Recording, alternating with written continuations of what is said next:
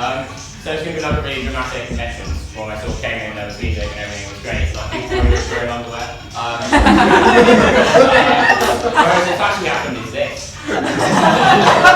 Which if anything lives up far more to the show's title. So we're just going to live with that. That's going to be fine. Good. Yeah. I'll use the microphone now. Good. Excellent. Hi everybody, and welcome to the Unbearable Shiteness of Being.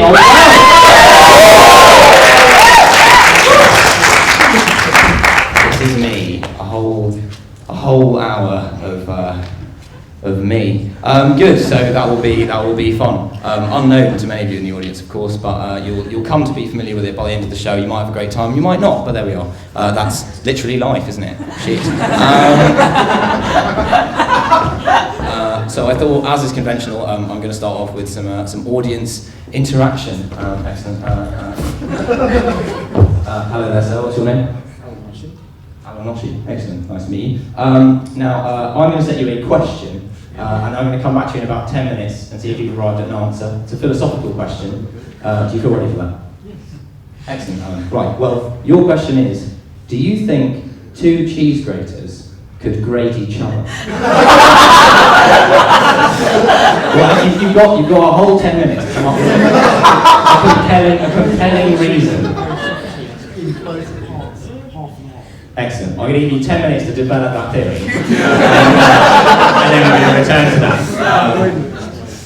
Excellent. You, Madam, what's your name? Mel. Excellent, Mel. Are you enjoying the show so far? Good. Mel's enjoying it, you should too. So, Mel, what is your favourite Jay Sean song? You don't remember Jay Sean? You don't remember Jay Sean? You remember Jay Sean? Jay Sean, the mid-noughties, Jay Sean, he was very popular, wasn't he, Jay Sean? He had that song, Down, down. Jay Sean, remember Jay Sean songs? All the great Jay Sean, you see him around in the mid-noughties, when you Jay Sean, you'd be driving around in his car with the women. Jay Sean, remember Jay Sean? Jay Sean, we all remember Jay Sean from the mid-noughties, he'd be there, he'd be singing his songs like, oh, Jay Sean, you know Jay Sean, do you have a favourite Jay Sean song? Excellent, Down, yeah, it's a good choice. It is, if anything, the only Jay Sean song. Nevertheless, a great artiste. Good. Now, another thing to look out for during the show is that my friend Finn asked that I should mention her. Woo! Everyone loves Finn. One of those people was Finn. Good. So Finn's single at the moment, and Finn just said, in the show, could you mention your fit friend Finn? So what's going to happen is, at some point in the show, I'm going to mention Finn. I'm not going to make a big deal out of it, and if you spot it, it's very rewarding. It's not going to be an obvious one, it's going to be sort of subtle, right? So keep a look out for that throughout the show. Now, on the subject of Jay Sean, we come to another of my late noughties, early naught tens favourites. Next slide. Yeah. Tyler Cross. Does anyone remember Tyler Cross? You remember Tyler Cross, don't you? It was the late noughties. Tyler Cross, you'd see him around. You know, he had those songs, didn't he? Like Dynamite. You know, it's Tyler Cross. We remember Tyler Cross would be around when you see, oh, Tyler Cross, there he is in his car with the women. And all his songs like, oh, Tyler Cross. Remember Tyler Cross, don't we? Tyler Cross, a national treasure, really, Tyler. Tyler, interestingly, educated at Christ Hospital, a very expensive boarding school. But he's very ghetto, Tyler Cross. Now, I was going to play you an interview with Tyler Cross, next slide, in which he's being interviewed by this man, Dr. P, a man who looks like the result of a sort of unsuccessful facial reconstruction surgery, in which they tried to graft a sort of Bo Selector mask of Sylvester Stallone onto Doc Cotton, using a sort of a glue gun and a man with no hands. And very interestingly, if you look here, they've stapled a bit of a sort of roadkill to the side of his face to make a sideburn. But anyway, he's a great man, Dr. P, not to be confused with my former director of studies, Dr. Philip Pattenden, very different man. Next slide. So he's interviewing Tyler Crufts, right? We all remember Tyler Crufts, don't we, from the late 90s. That was a slide before Dr. P, right? Tyler Crufts, right? Now, Tyler Crufts is talking about his music career, And there was a very funny audio clip in this bit, right? Where Tyler Crofts talks in this very sort of camp voice about his music. It's like, oh yeah, everyone's just, it's about a song about everyone's just going to have a good time. They're going to cause some havoc, and you're in the pub with your boys, and you're going to cause some havoc. Yeah. He sort of sounds like a really overexcited 10-year-old boy who's had too many skittles, right? And at this point, right, Dr. P says, "Okay, Tayo, so." He always does this, Dr. P, right? Sounds like he's trying to get out of a really tight jacket. Something like that. Now, Dr. P says, Tayo, if you were the head honcho of the UK, because he talks like that, Dr. P, right? He didn't say that's like Prime Minister, he says head honcho, right? He says, what would you make the national anthem? And Tayo goes, well, I'd have to make my song Dynamite, the national anthem of the UK, because it's really uplifting, it's about going out, having fun. It's just such a great message for the UK as a whole. Now, if you're not familiar with Tayo Crofts' hit song Dynamite, which you should be, the lyrics to that song mainly consist of, I came to dance, dance, dance, dance. I hit the floor because that's my plans. I'm wearing all my favourite brands. Now it would be easy and trite to mock Tayo for saying that should be the national anthem of the UK, right? Whereas I think it would be much better just to look upon that as, Tayo's having a go, right? When have you ever proposed an alternative national anthem to the UK that I think is really uplifting and about causing some havoc in the club? Because that's what I'm going to say. And I hear silence, that's what I hear on that one. This brings me to my first element of rap wisdom. Now, there's going to be a recurring theme throughout the show, whereby, in order to improve all of our lives, I'm going to try and take you through some of what I consider to be sort of the most pertinent remarks of the great rappers of our time, until we can learn from them in our quest to become better and more fulfilled human beings. Next slide. Right, this is rap wisdom number 1. This is from, you can see the citation here, B.I.G. Notorious, 1993. It reads, all we want to know is where the party at, and can I bring my gat? Now I think this is a very interesting one to unpack, right? Because it sort of implies, right, that the notorious B.I.G. had received an invitation to a party, and he'd wondered whether it would be appropriate to bring his gat. And so when RSVPing, he'd say that, the RSVP. He might say head honcho as well, but he'd definitely say RSVP, right? He phones up, and a conversation happens a bit like this. I'm really very much looking forward to your party next Tuesday. I was just wondering, would it be possible for me to bring my gat? Your what? My gat. I'm sorry, your what? Oh, I want to bring my gat to your party. You want to bring a gatter? No, I want to bring my gat. What's a gat? A gat is a sort of a street slang term for a kind of powerful handgun. Well, no, Mrs. B.I.G. Can I call you notorious? You absolutely may not bring your gat. It's a christening.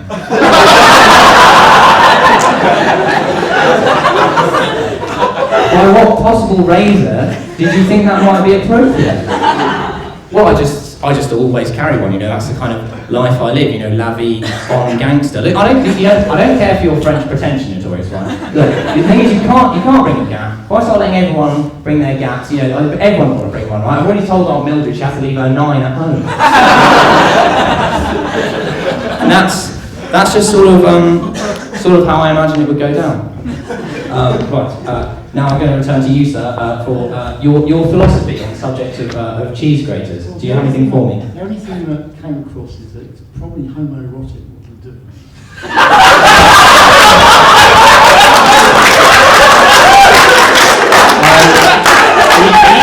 It's a sort of homo-utensil act.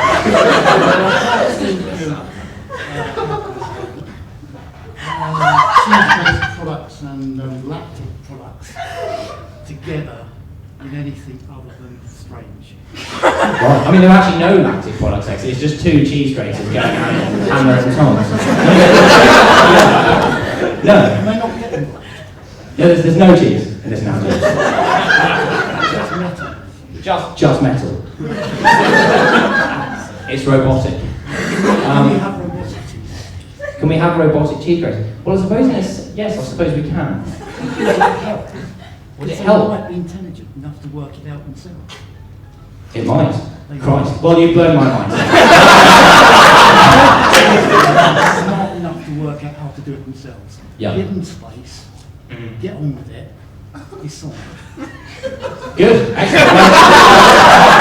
Thank you very much, sir.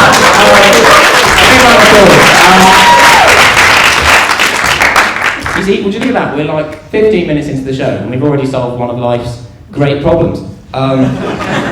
So that's all good. So the first key question I thought it would be important to answer in an hour of stand-up about essentially myself, let's not pretend it's about anything else, would be to answer, who am I? So in order to work that out, what I did was Google it, and it turns out that if you do Google it, ostensibly I am this man. Next slide. Now obviously I am not this man, though fortunately for Milo Edwards, he is.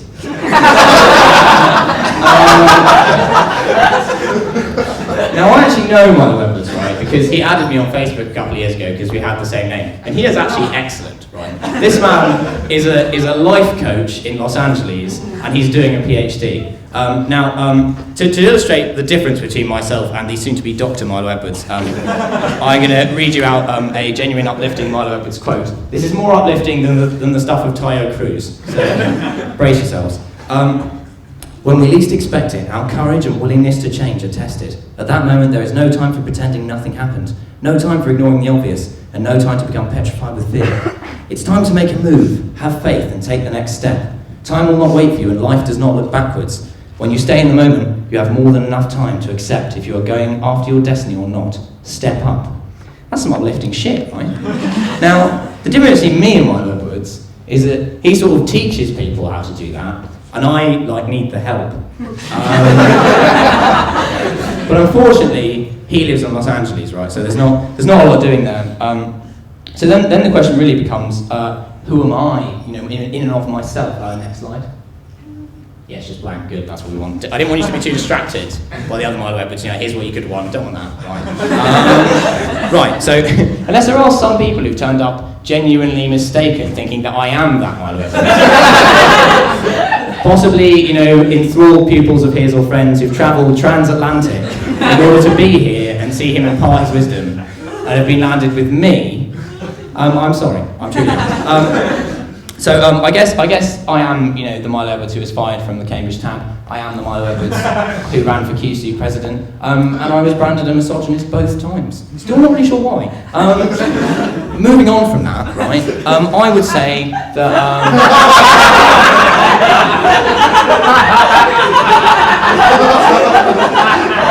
My overriding thing, right, is that quite a lot of people would say I'm controversial. Others would disagree.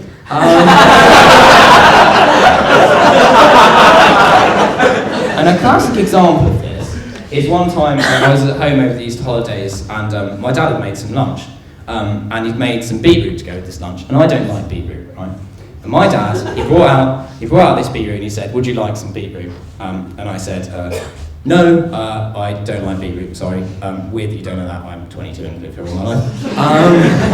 And then he said, "Oh, it's a shame you don't like beetroot, because it's actually very nice, and you're missing out on all of the enjoyment you could get out of beetroot if you ate it." I said, "Well, no, Dad, that doesn't actually make a lot of sense, right? Because I don't like beetroot, and so therefore, its niceness is subjective. It's nice for you, so if you weren't eating beetroot, you would be missing out on things, but it's not nice for me, therefore I'm not missing out on anything by not eating it." They said, "Well, I don't really understand what you mean." I was like, "Right, well, let's pose a sort of hypothetical situation, right? There's a situation in which a man asks you if you would like to have sex with him, right? And then you turn around and you say, "Oh no, sorry, I don't enjoy having sex with men." And he says, "Well, that's a shame you don't enjoy having sex with men, because in fact you're missing out on a great deal of having sex with men experiences that are very enjoyable to a large subset of men, and it could revolutionise your life."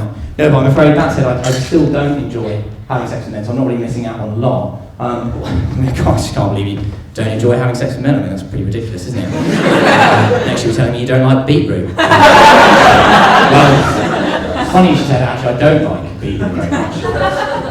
What do you mean you don't like beetroot? You're missing out on all these great experiences, it's so nice. You're missing out on eating beetroot. I just don't like beetroot. Fine, right? But next you tell me you don't like spinach. Well, actually, I don't like spinach. Well, I mean, you're missing out on a whole lot. Look, can you just stop telling me I'm missing out on things because I don't like things I don't like? It's actually very irritating that you keep pointing this out. Well, it's a shame you don't like me pointing this out. Because if you enjoyed me pointing it out, we'd all be having a much better time. And in many ways, that's a metaphor for this show. And the other thing I found out about myself, right, is that apparently a key element of my personality is that I am someone who signs petitions. Now, this is something which has sort of been pointed out to me by change.org. I don't know if you're familiar with change.org. It's an online website where you can sign petitions, right? Now, they send me an email literally every day about petitions I could sign. And this email basically reads, you signed a petition once. That makes you a petition signer. Perhaps you'd like to sign 15 of these unrelated petitions. And it's interesting, right? Because they seem to think that just people who sign petitions are like a particular subset of people and they'll just fucking sign anything. Even if it contradicts the previous petition they signed. These people are just like, you know what, fuck it, I love petitions. I'm a big fan of democratic action, don't care what it achieves. Right, and that's how the Nazis got in. Why are you oohing that? That's just a fact. So next I'll be like, chickens are, like, not very good at flying. Anyway, right, now, this might work with some people, okay? Like those kind of people, the people who sign petitions to, like, save the rainforest are probably, like, broadly similar to the people who sign petitions to, like, I don't know, end the bedroom tax, whatever. Maybe you can, like, find some overlap between those people, right? There's some sort of, overriding, similarity between their personalities. Whereas if, like me, the only petition you've ever signed on change.org is one to name the second royal baby Moist McWasteman.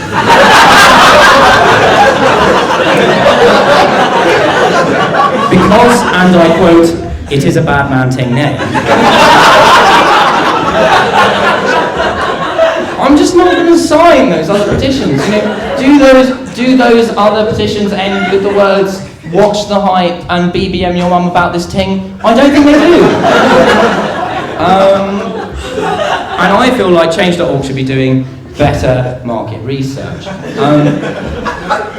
Now the major key thing you should know about me, right, is that I am not an adult. It's important to observe that. I'm not an adult in any real sense. I've reached the age of majority. I can vote in elections. I can buy condoms without looking completely ridiculous, unless I'm wearing this. But yeah, I'm not really an adult. I'm not really an adult. And this was brought home to me over the summer. I was performing at the end of a festival, right? And I was in the venue. We were clearing up, and I realised that I'd lost my keys. Right now, I looked everywhere, and I've been to the toilet early in the evening. So I convinced myself that what must have happened is that when I sort of loosened my trousers to use the urinal, they must have like fallen out of my pocket then. So I steam like headlong into the toilet, right?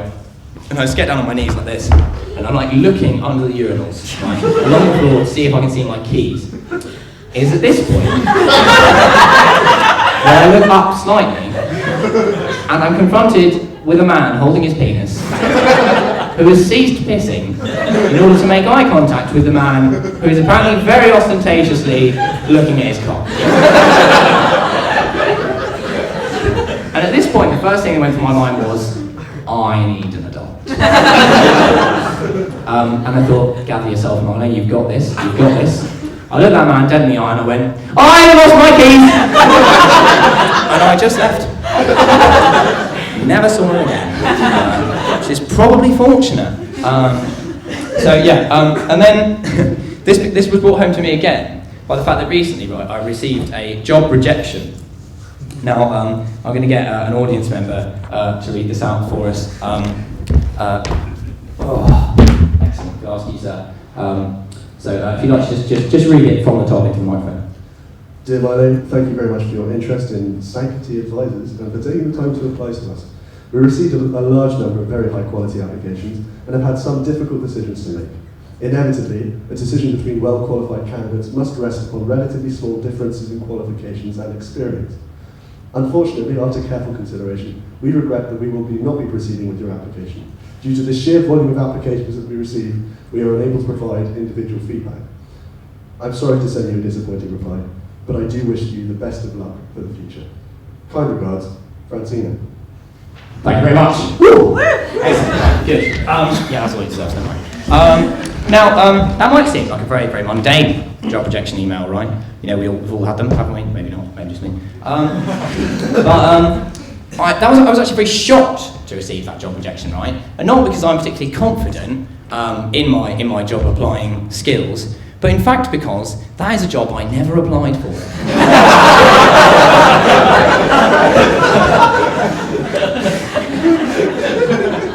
Naturally, I replied.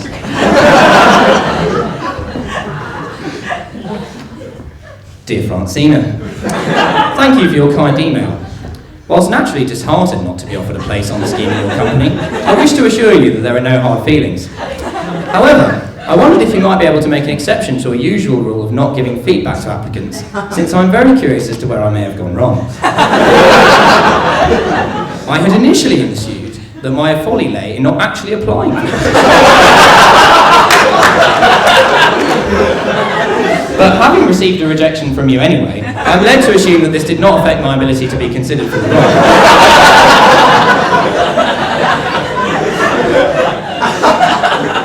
With that in mind, I would like some feedback on the precise ways in which the application I did not send you was not up to your requirements. Was it perhaps that my hypothetical cover letter, whilst admittedly concise, did not contain enough evidence of the interest I didn't have in the role? Or did my CV not feature enough details of relevant experience I didn't provide? Unless I'm overqualified, in which case did my CV not contain such experience and academic achievements that I seem not to be too senior not to work for you? I would very much appreciate a prompt response, as I'm currently in the process of not applying for several other jobs.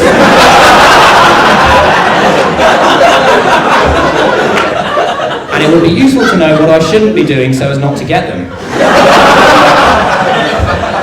And specifically what skills and experience I should not include on any CVs which I won't send. Yours sincerely, Milo Edwards.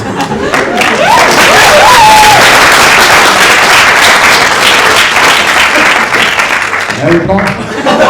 No reply. Oh, damn it, Francina. Actually just did not send her reply in the hope that I would not read it. This brings me on to an example of a man with a job, who kind of makes me a bit glad I don't have one, right? Now, I studied management studies this year. Any management? Oh yeah. that was like a death throw. That wasn't a cheers. I too have learned the double entry bookkeeping. Never learn it, mate. I await the 2-2. Good. In the first of our marketing lectures, our lecturer, as was common in business school, just couldn't be fucked. So instead of giving a lecture, he just invited this guy from Google Analytics to come and speak to us. Now, if you're not familiar with what Google Analytics do, what they do is they allow you to sort of analyse the web traffic to your site, so you can see like what adverts people are clicking on to get there, whether they buy stuff when they get. It's riveting, right? Now, this man came in. He was like, "Hi guys, Google, yeah, it's Google, yeah. Remember Google? Yeah, Google, yeah. Late 2000s, Google, that guy, yeah. Ooh, Google, yeah, him." And it would be, I think, understating the case to say this man fucking loved Google. This man did not work for Google. This man was a sort of part of the Google machine. Right? Now, he was like, yeah, no, Google's great, right? Like all this like tracking stuff, and that's so interesting, right? I found myself now altering my behaviors online, because he said things like behaviors, altering my behaviors online in order to make it easier for marketers to track me. And you sort of think, how few hobbies does that man have? Because what's going on there is he's literally spending time to make it easier for himself to be brainwashed, right? That's what he gets pleasure out of, right? And so it is now really easy for people to advertise shit to this man, right? But what are they going to advertise to him because he is uninterested in anything except marketing? All they could advertise to him would be more advertising. And he would sort of be trapped. I imagine, right, he's at home and he's sort of trapped in this like logical, fucking paradox of his own existence. Where he's like, I love being sold things, but all I can be sold is the opportunity to be sold things. And he's sort of like, he's plummeting through like sort of blank space. And he's sort of going, all his toe cuts, what are you doing in blank space? Right, and then suddenly, bam, right, he like wakes up with a start. And he's sat in front, he's at his desk, right? He's in front of his Chromebook, right? That's open, right? There's Google Chrome open, right? And there's Google image search open, just for the colour grey. That's what he's been looking at for the last hour. And like, I mean, that's just what I think that man's life's like. That's not really a joke. That's just something to consider. So don't work for them. But if he, right, is, if he's an adult with a job, right, I know one man who definitely is not. Now, we're going to call him the sweaty man who fucked a horse. Now this is a headline I read recently, which I really enjoyed. Oh, one of my friends has written cock and YOLO on my results. Excellent, thank you. Good. This is the headline from the newspaper. Man was found sweating profusely and smelled strongly of horses after having sex with them. Now I like that headline a lot. And the reason I like that headline a lot, right, is because it implies that the problem with this man was not that he'd had sex with horses, but rather that after he'd had sex with the horses, he was found to be sweating profusely and smelling strongly of horses. Which, to be fair, given that he has fucked the horses, is some things I'd allow him, to be honest. If you made me fuck a horse, I reckon I would both be sweating profusely and be smelling strongly of horse. Now, next slide. These were the items the man was found to have with him. So we have cans of Lynx deodorant, which he clearly hadn't used, because he was found, as we remember from the headline, sweating profusely and smelling strongly of horse. Probably still be smelling of horse if he'd used Lynx deodorant. White electrical cable. Perhaps he was like tossing up between that and a carousel horse. I don't really know. It's a shame you didn't like that joke. Because if you did like it, well, a lot of enjoyment out of that joke.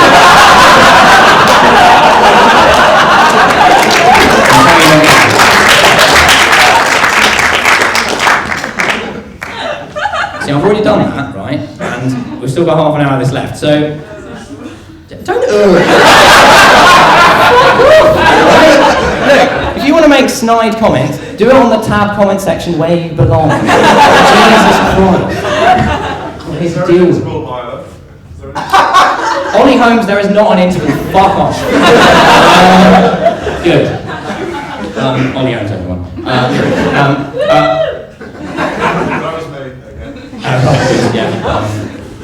Ollie Holmes getting late there with himself. A water sprayer, God knows, a cloth, possibly to wipe himself down, hadn't used that either, a metal dog chain, presumably to restrain the horse, and my personal favourite, 2 bottles of Lucozade. Now we can deduce either one of two things from this, right? Firstly, either it is simply the case that fucking a horse is very thirsty work, and you need to replace a lot of lost salt ions. It's possible, right? I'm not going to contest that, he was sweating a lot. But my second and favourable interpretation is that this man is sponsored by Lucozade.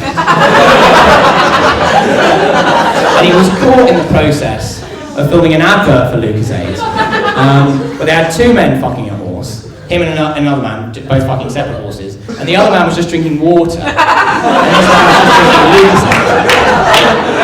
And the other man fucking the other horse just passed out way before this man, who was still going, which is presumably why he wasn't caught. So ironically, this man was hoisted by the petard of his own better tasting sports nutrition. Perhaps I'm overthinking it. But that brings us to an interesting point, because perhaps this man actually could have a job. Because I found there's a surprising overlap between weird sexual fetishes and the world of employment. As now we play a round of what I would like to call porn or business. Next slide. In the business world, particularly in the Cambridge Judge Business School, they're a big fan of Japanese management terminology. Now the difficulty with these terms is, now I can distinguish the difference between these, you might not be able to, right? Between the Japanese business terms and terms for what I can only describe as shocking and abhorrent Japanese pornography. So we're going to play a round of this now, where I'll just field these to the audience, and we can go from there. A nice easy one to start off with. Bukkake. Does anyone want to offer on bukkake? Porn. Yes, I'm hitting porn. Yeah, that is bang on. I'm going to read out the Wikipedia entry for bukkake. Bukkake, N, a sex act in which... So, I'm talking in the back, right? It's very time you're wasting.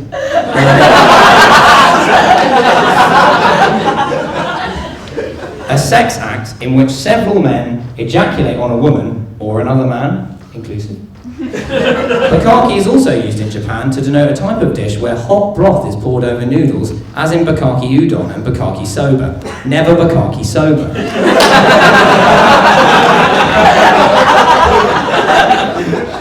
I like to imagine, right, that at some point, either someone has gone into a Japanese restaurant expecting noodles covered in hot broth and has been truly horrified when the slightly put upon waiting staff have gathered round them in a circle and begun taking off their aprons. Or that some Western man has gone into a Japanese massage parlour hoping for a bit of bukkake action and has just been like moderately disappointed to be served some noodles covered with hot broth. I mean, it's definitely not as bad as the first one.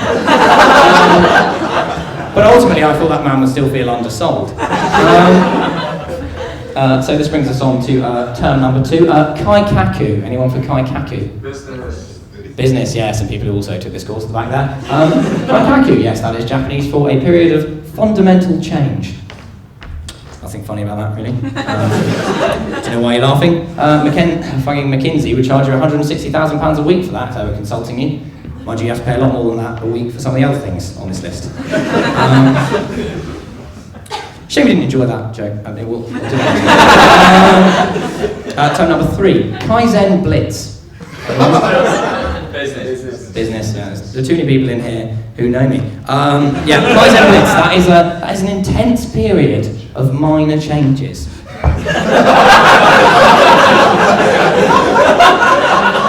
Sort of like cutting your hair, very angry. I don't know. Number 4, Gokken. Anyone for Gokken? Porn, yes, indeed. All right. Christ alive, that man has clearly done this before. I'll leave it up to you exactly what that means. Now, Gokken is a sex act in which one or more men ejaculate. I like that that's unclear. One or more men ejaculate into a container, which is then drunk from. Don't pretend you didn't expect this. You know who I am. You came here. It's 10 to 12. Into a container. Right. Commonly used containers. Right, now I really love this bit, right? Because this implies that the person who edited this Wikipedia page read this and thought, well, that's all very well, but what are the commonly used containers? Commonly used containers include cups, fairly standard, large beakers, I want to use a small beaker, bowls, baking pans, that's going to upset your mum, isn't it?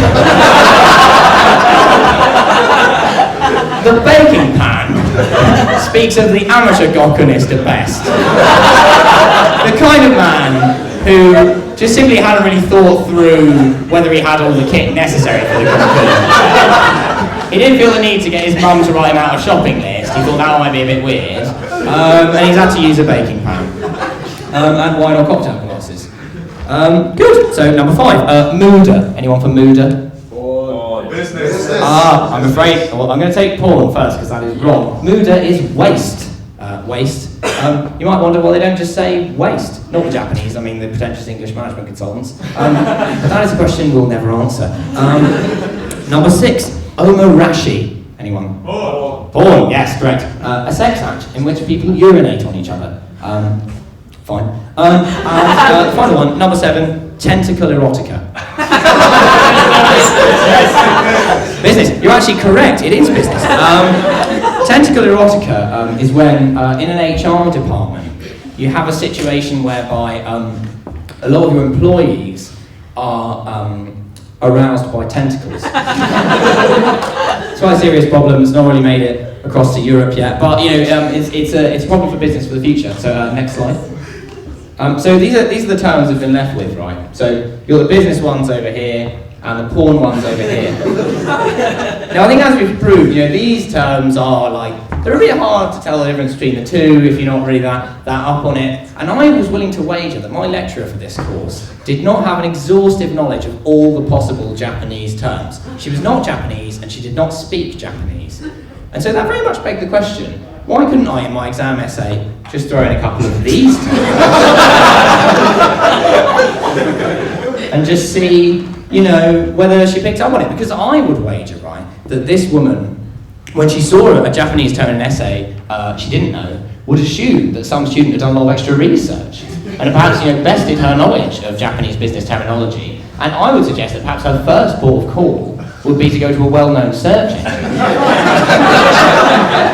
and type it in. And I don't think it would be too far-fetched a fantasy to imagine that this might have occurred on a work computer. So I've not found out my results yet. Another interesting thing is that these terms are so similar that you probably didn't notice that those are actually the business ones and those are actually the porn ones. And neither did I. Which is good. I told you this show was technically on point, and did I lie? No, I did not lie. Right, it's now time for Rap Wisdom Part 2. Next slide. Now this is from, as we can see from the citation, Easy, 1988, a member of the rap collective NWA. His aphorism on the nature of existence is, I'm the brother that will smother your mother and make your sister think I love her. Now let's just unpack that for a moment, right? Now, by brother in this sentence, right, I assume he's using the popular African-American colloquialism, meaning another black American man, rather than he is literally your brother. Otherwise, you would assume your sister already thinks he loves her, and it would just make the whole thing a lot weirder, right? So we can assume that he's unknown to the family, right? Although that still does shed some interesting light on why you would want to smother your mother, presumably thereby killing her. Now, because you see, at points 1 and 2 here, there's a very different act, right? Because I would assume, right, that he does not think that smothering your mother will at all be conducive to making your sister think he loves her, right? You would imagine that he's aware that your sister is likely not to take that terribly well. So not only is he going to kill your mother, he's going to cover it up successfully, despite having previously threatened to you that he would do it, and then take your sister out on a series of very caring and very well thought through dates. That will lead us to think there is sort of a genuine underlying bed of affection there from which a relationship might grow. Now I'm not saying this is a bit twisted, but it kind of is, isn't it? It's a bit odd, right? Good, so that moves me on to my next point, right, which is that society is now boring. Now I'm going to prove this to you using an example. Next slide. Are we all familiar with Clean Bandit? So what I've done here is quite a funny joke, right? So the band's name is Clean Bandit, but they're very bland. And I noticed that those two words sound quite similar, and I've done a pun, haven't I? Just make sure everyone's on the ball. Right, it's fine. So what's happening here, right, is that they're starring in an advert for the new Microsoft Lumia phone. And that has a feature called Cortana, which is where the phone talks to you. For about a minute in this advert, again, if we have a sound clip, that'd be better. Clean Bandit, or Clean Bandit, right, they engage in sort of, what we might describe technically as shit banter. Including a highlight, where, you know, first purple hair woman over there, she says, can you remind us to take photos backstage, Cortana? You know, for our fans. Don't worry, you won't have any after this. And then Cortana's like, yes, I literally have to accede to all of your demands. I'm a computerized device. And then, like, after a while of this banter ensuing, and then this man starts having a migraine about the fact his career's he decides to reel that back in, right? And he goes, can you dance, Cortana? Well, obviously not as a phone. But then Cortana, having the kind of fucking rapier wit of, like, Joey Essex on crack, comes back with, vibrate mode is me dancing really fast. And they all do a really forced laugh. And then he goes, you make me laugh, Cortana. And that is, if you listen carefully at that point in the video, you can actually hear his credibility snapping in half. And he sort of clutches his side in pain. It's a very moving piece of theatre. The thing is, right, I feel like they're kind of responsible for problems in society because these guys are fucking rock stars, right? Ozzy Osbourne couldn't have got through that video without, like, dipping his cock in someone else's drink. Now, I'm not saying that's like a good thing, but I mean, like, rock stars set the bar of, like, the most unacceptable shit, and if they're just talking to a phone, that leaves us with like eating wallpaper paste that's flavoured like sweaty balls. What are we mere mortals to do? And what's symptomatic of this in lower society is a Facebook page called Spotted in Ely. Next slide. Now this is a highlight from Spotted in Ely. Brian has submitted this one. Now what he said was, thumbs up to the staff of the new Screwfix on Lancaster Way, popped in after work and was greeted by 3 cheery chaps behind the desk, friendly and chatty. Could have inferred that from cheery really. As a DIY, I don't always feel taken seriously at some trade places. A man with the kind of hobbies of you, Brian, how can they not take you seriously? Shop was spotless. One of the guys there said his gaffer had told him to sweep the leaves outside in the car park earlier. The store is nice and clean and has a great... Oh, it's great not to have to go to Cambridge or Newmarket for Screwfix. This is this man's line. We're laughing, right? But Brian thought this was the most interesting anecdote of his day. Possibly his year. I'm not ruling that out, right? Next slide. And what I really enjoyed is that Mark Holland thought that he would join in. And Mark Holland said, I agree. I ordered some bits online last Sunday and went to collect an hour later. All ready and just had to swipe my credit card. Whilst I was there, I bought some other bits and with the help of one of the very knowledgeable staff. A great business. It will do for businesses like Pets, but that is the world today. Too right, Mark. I will get to a point of shocking Ely traffic. Shocking? Shocking traffic? I would imagine it's like that every day, Mark Holland. In Ely, every weekday at least. How low a threshold does this man have for shock? Right? Does this man come in and like, you know, his wife's made him a cup of tea or something, and he's going, well, that's a really spotless cup of tea. And then like, you know, she shuts the fridge door a bit loudly, putting the milk back, Jesus Christ! Throws it all over his toddler, scalding him severely and scarring him for the rest of his life. Is that the kind of existence this man leads, right? Well, the only thing that can calm him down is by going to Screwfix an hour after he's ordered something and finding that everything is just so, and that he can sort of like lament in his own head that some business called Pecs, I assume it's Pecs, and he hasn't just misspelled like pectoral muscles, right? Like if, you know, Screwfix have some sort of campaign against musculature. You know, what's going on in this man's life? I mean, there's not really an end to that bit. It's fine. So what is interesting in that, right, is that, you know, the whole of society is pervaded with this kind of weird sense of stuff going on that no one really understands. Next slide should be blank. Yeah, nice. Don't want to be distracted by Mark's wit, okay? So I was on a train to Cambridge a while ago, right, and I was on the phone, but I was listening to music before when someone rang me. So I had the headphones in, my iPhone, which had like a little like microphone thing in the cable. You've probably seen this, right? And but I met some people who hadn't, right? So I'm talking on the phone, and they come over. And they're just staring at me, right, these 2 girls on the train, they're probably about 16. They're just like leaning over my seat like this, looking into my eyes. Then I go, what? And the person on the phone's like, who's talking to? And they go, why are you talking to yourself? And I went, you realise I'm on the phone? And they went, no you're not. And I was like, yes I am on the phone. They were like, no you're not. Yes I am. Which one the person on the phone to? He's like, who the fuck are you talking to? And I'm like, sorry, it's just these weird girls who won't believe I'm on the phone. We're not weird. Yes you are. Right? And that was a mundane incident. This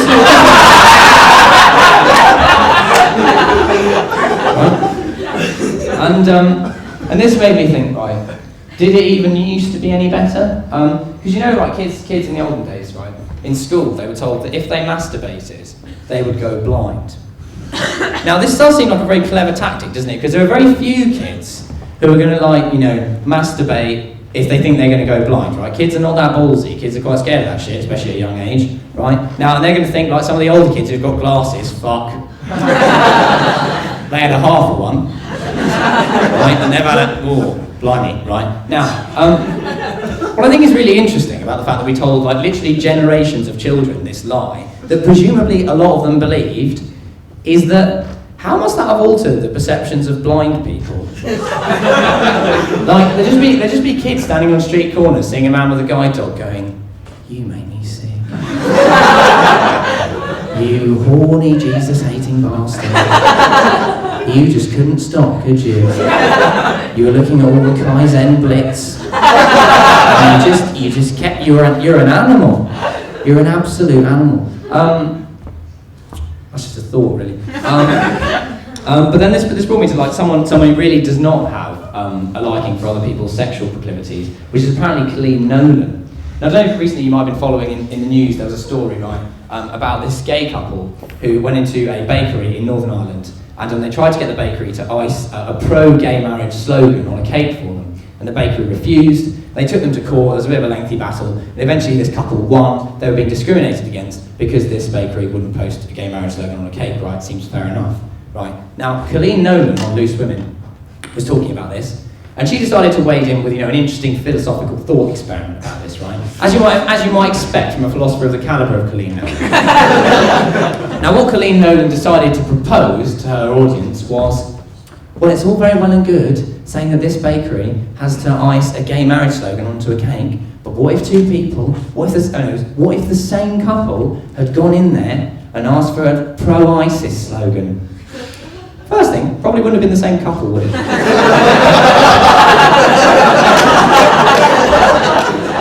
I feel like the target markets for gay rights and the Islamic State are relatively divergent. That Venn diagram, it looks like a pair of binoculars designed for a horse. There is no way that couple would have been like, oh, looking forward to our gay marriage. I tell you what, those blokes in the Levant are lovely, aren't they? Wouldn't it be really nice, just after we got married, to be thrown off the top of a multi-storey car park? Wouldn't that be nice? It's not funny, it's true. Right, and then apparently a load of Loose Women fans have signed a petition to get Colleen Nolan fired. So that means that Change.org have got 2 new subscribers. And I very much hope they sign a petition to rename the second royal baby Moist McWasteman, which I presume will be suggested to them. Now this brings us to rap wisdom number 3. Next slide. Now rap wisdom number 3 is from Bronson Action 2015. It's brief on this. Action has come in with, I feel so alive, I think I shit myself.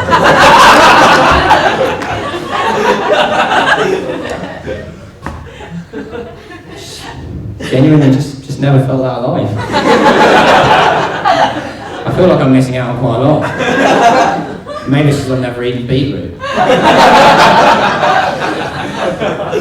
I think if I did, it might make me shit myself. I don't know, I'm musing, right? I'm musing. This brings me right to the next part of my show, which is right, if we're shit, right, and society is shit, or if I'm shit and society is shit, right, why do you want to fit in, right? Because it seems to me there's one broad, overarching theme in modern society, and that is the man so good they named him twice. Next slide. Next slide. Vladimir Vladimirovich Putin. That joke would have been funny if it happened quicker. It's not the techie's fault, it's the fault of me making a shit slideshow, right? Now, I'm a member of a Facebook group called the Vladimir Putin Fan Club. Some of you may be familiar. It's a great Facebook group, right? Because there are a few people on there like me who are lurking and are trying to sort of slightly subvert them, but the majority of them are just mental. And they're not even Russian, they're just really right-wing people from other countries who think Putin is doing a great job of killing the sort of people they hate. That is pretty much what motivates these people, right? Now, curiously, they all decide to just converse in English, right? Because that is their best common language, which says a lot about their other common languages, okay? Now, this photo was recently posted on the group. It's of Putin playing with dolphins. And I'm going to approximate for you sort of what the caption was like. Look, Mr. Putin can see a much nice man. I like to play with animals like dolphins. See what kind man? Never see Mr. Obama with dolphin, no.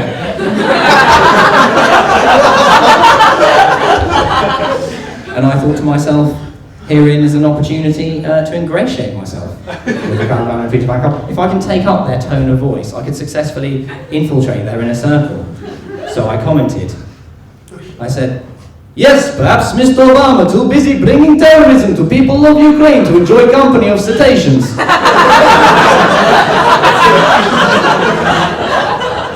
14 likes.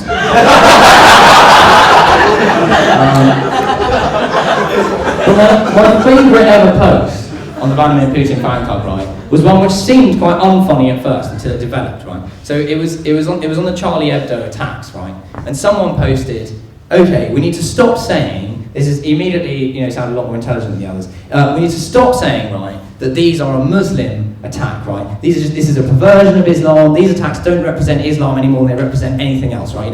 All we need to do is deal with extremism in and of itself, not extremist Islam, whatever. And this guy seems to be, at least an alternative thinker. He's brought some solid logic to this. And then he said, and of course, to say this is a Muslim attack would ignore the fact that this is clearly the work of the Jews.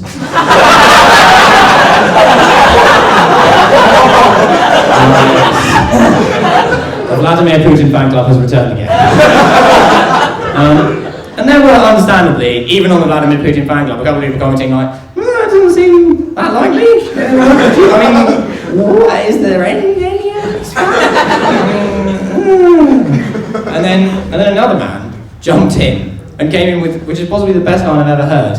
He said, yes, I'm afraid that every problem is due to the Israeli government.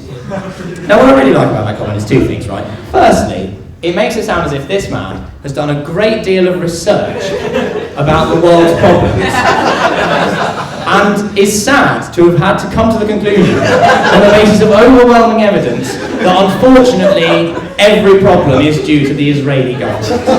I'm sorry to have to say, I didn't want to believe it myself, but I'm afraid upon careful examination of the facts, the Israeli government is doing all of it, right? The second thing I like about this is that it doesn't just imply that the Israeli government are behind, major world conspiracies like the Bilderbergs or the plot to bring about World War III or something, right? But they're also behind just really everyday stuff. Like this bloke was one day just eating his porridge. He's like, oh, it's a bit cold. And there was just a bloke with a fan dressed in Mossad uniform sprinting out of his kitchen. He was like, the Israelis have struck again. He's just about to have sex for the first time in ages. I imagine it's been a long time, right? And he's just got that longed-for erection, and an Israeli runs in and shows him a picture of Anne Widdecombe in lingerie, and he's like, fuck! Fucking Israelis! Fuckers! And then they burned all of his evidence that the Israeli government was causing all the problems. I mean, it's a real tragedy, right? It's very unfortunate. And when we think about even closer to home, right, our own society, the Western world, right, that is the society that produced the film Flubber.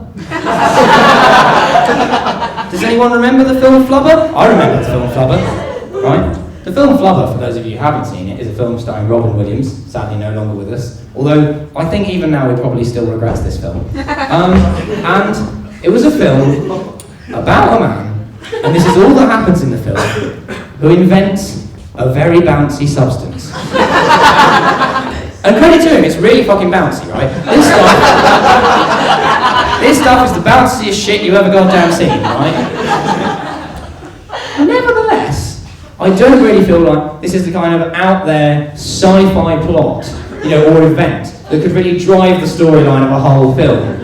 This man gets into spectacular scrapes by inventing just a very bouncy substance. You'd think what he would do, under normal circumstances, would just be, to patent it and sell it. There's probably some use for it, right, at least for toys or something. But no, he ends up, putting it on the shoes of basketball players so they can jump really high and cause all kinds of wild capers. And it's what kind of business strategy are you operating on? What is this shit, right? It's a very frustrating film on a number of levels. And also the other day, right, I saw a sign which said, in Cambridge, right, it said, ice cold water sold here.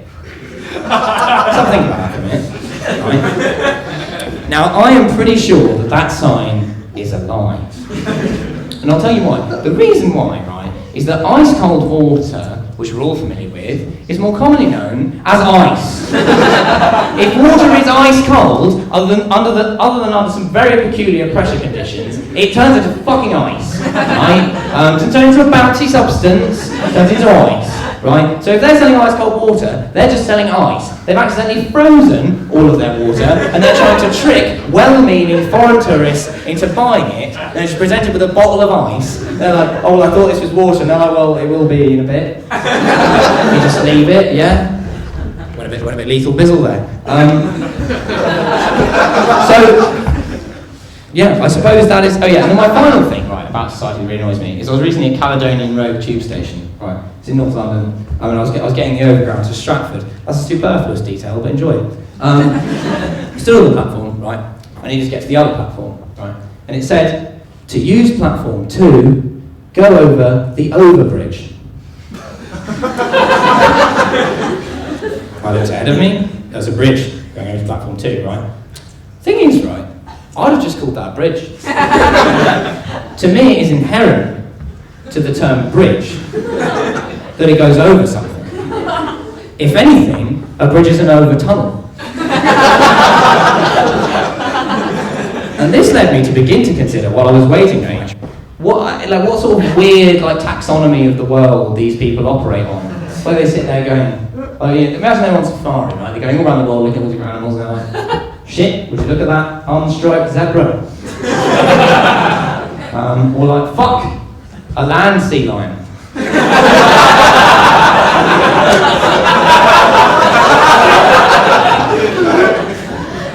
Perhaps they went to 19th century London, they were like, egads, a land urchin. Interestingly, why are sea urchins called sea urchins, right? Are they like the adorable cockney children of the sea? Oh, I'm just a little spiky fish. Spare a nigger, old sing for me, sucker, old clean your sea chimney. Oh, you've got me spines in the ball of your phone. Or does it just really hurt when you step on adorable cockney children? I don't know. I've never done it.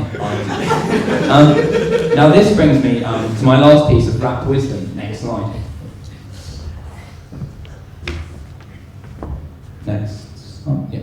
Excellent, great. Rap wisdom number 4. This one from B. Lil, 2010. This one reads, all the bitches suck my dick because I look like J.K. Rowling.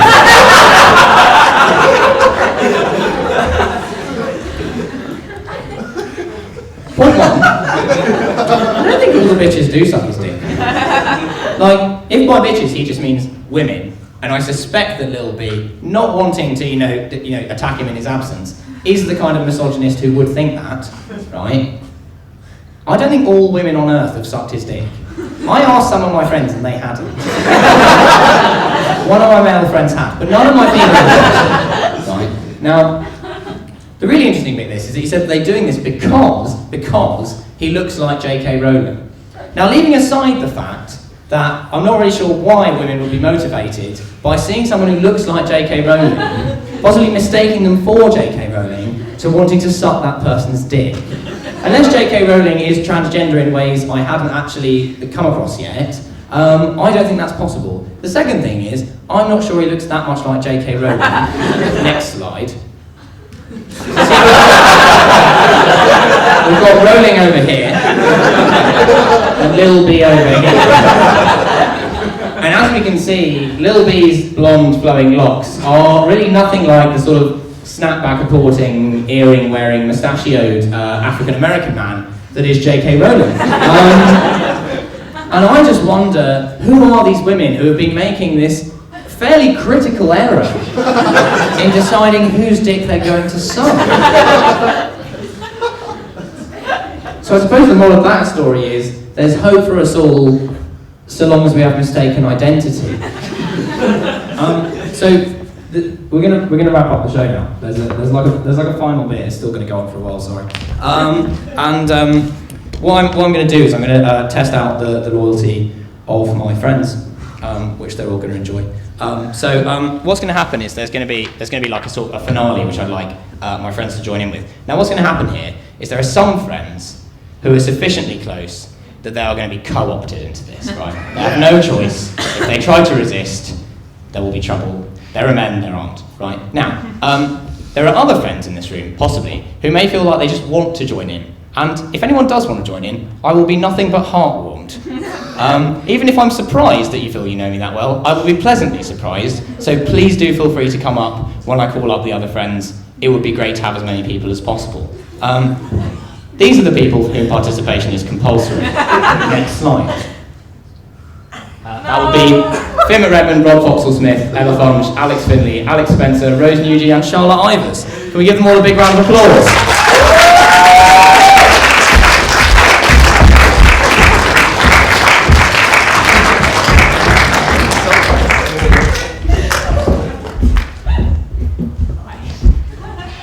I think Charlotte Ivers might have very cunningly decided just not to come. Just my fellow. Not my friend after all. So what's going to happen is we're going to sing a bit of Tayo Crofts. Don't pretend you remember Tayo Crofts. We all remember Tayo Crofts. It was the late noughties. We've been over this, but I'll go over again. The late noughties Tayo Crofts. He was one. He'd go around. He'd go like, throw my hands up in the air sometimes. We're all Tayo Crofts. We all remember it. We all remember it, right? It's Tayo Crofts. Can we have the next slide, please? So these are the lyrics to Dynamite by Tayo Crofts. Now, due to a lack of foresight, the lyrics which the audience need are sadly unvisible. So there's a bit at the top here, right? That's sort of like the pre-chorus. I'm going to sing that bit, and then these guys are going to join in with this bottom bit, and you can join in as well, where it says, I throw my hands up in the air sometimes, saying, Ayo, gotta let go. I want to celebrate and live my life. Fair enough, Teo. Saying, Ayo, baby, let's go. And that last line saying, Ayo, baby, let's go, goes 3 times. We're going to do a bit down tempo. It's going to be a bit Ben Howard. It's going to be fun. It's how Teo would have wanted it, right? I'm just going to start. I'm just going to rely on people to join in as appropriate. I came to dance, dance, dance, dance. I hit the floor 'cause that's my plans. I'm wearing all my favorite brands.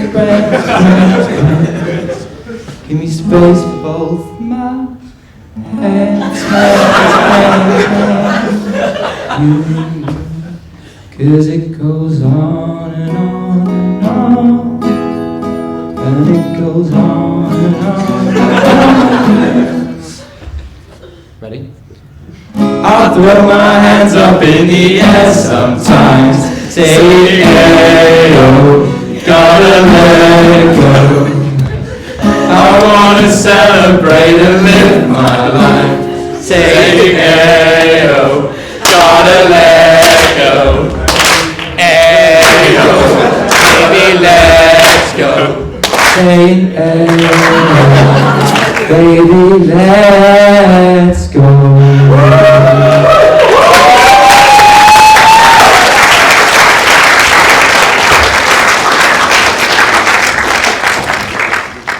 I think that was genuinely moving. I'm not a musician, but I am in some ways an artist. And I'm afraid that's the end of the show.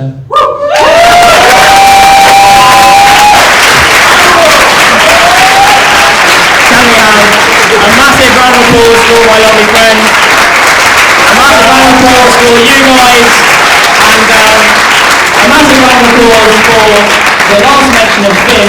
Next slide. It's the end of the show. Thank you very much. Good night!